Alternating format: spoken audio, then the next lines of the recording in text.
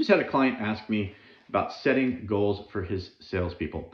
And he was specifically looking for information involving how to know if their leading activities, their leading measures were adequate. So his salespeople have a goal for the month or a goal for the year, and he wants to know that they're doing the right things today to hit that goal. How can we track those? How can we know what we should be looking at? So there's really two ways to get started on that. One is reverse engineering the numbers. So we take the big goal for the year, whether for the salespeople or for the company, and we back that all the way down to what it is that we're going to do this month, and then this week, and then today. And the other way is you come at it from right now and take it all the way forward as far as what's possible. I like to do a little bit of both just to kind of do some checks and balances surrounding the numbers. So reverse engineering gets fun when you're looking at the company's goal, because that'll also help you determine if you have enough salespeople hired, right? Well, if your company's goal is to have 1,000 new clients signed, and you reverse engineer that goal all the way back to how many clients do we need to sign a week, that's 20 new clients in a week, and it's 2 hours a sales appointment. If you've got a salesperson on 20 appointments a week, what do you think the odds are that they're going to close all 20? Probably not very high, right? So let's look at a salesperson, for instance. So if they've got a goal of 180 maybe for the month, or for the year, I apologize, 180 new clients signed for the year. So divided by 12 for the month, that would put us at what, 15 for, right? Yep, 15 per month, 12 times 15. And then there's about 4 weeks on average per month. So we would have about 4 new clients a week, which means that they're doing about 1 new client a day in order to hit their number. Right now we can talk about how many appointments they need in a day in order to close 1 new client. You know, what's their no-show rate? What's their close rate? So if they're closing 25% of the appointments they sit, but 1 out of 4 no-show, then they need probably, 4 appointments to get a close, right? Is that fair? So we would need 4 appointments a day to get 1 closed client a day, which means we would need 20 appointments in a week to hit our goal. Okay? Now, what do we need to do to get 20 appointments in a week? We need to make some phone calls, right? We got to find a way to do some lead generation. And so from a lead generation perspective, and now we're going to switch over to our ISA, our sales setters team. And so the sales setters are going to be making their phone calls, and we're going to go to the opposite direction, right? So the opposite direction says that we've got 60 minutes in an hour. And when we're looking at our hour, how long does it take to make a phone call?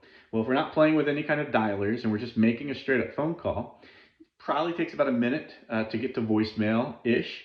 Another little bit of time to leave a very short message that references your emails and your texts that you're about to send as extra follow-up. So we'll say 2 minutes per unanswered call. Now, how many people are going to answer the call? Well, depending on whether or not it's warm calls and they already have your number, they already kind of know who you are, or cold calls, that's going to change your answer rate. So if we at least have warm calls, you might get a 30% answer rate. If they're cold calls, you're probably closer to a 10% answer rate. And so I don't know which number you'd rather play with. Let's go harsh and say 10% answer rate, okay? So if we have a 10% answer rate because all these calls are cold and none of them are expecting us, that means 1 out of 10 calls will pick up. That 1 call takes about 5 minutes to set an appointment, right? Go through the script, figure out if there's any pain, are they the right fit for us, set an appointment. Within 3 days, here we go, right? It means 9 people don't answer. So 9 that don't answer are going to take about 18 minutes from our hour, okay? And then the one that does answer is probably, again, closer to 5. Right, 2 times 9, yeah, 5. So that's 23 minutes taken off of our hour. So if you want to leave a little extra additional time for notes or emails or whatever, then we could probably say that we can get about 10 calls in 25 minutes. Okay?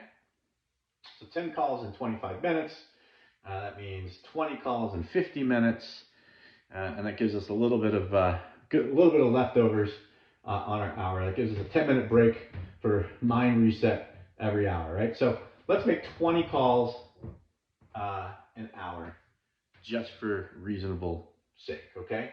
So if we're doing 20 calls an hour times 8 hours a day, that means we've got 160 calls that we've made outbound every single day, okay? Times 5, what is that?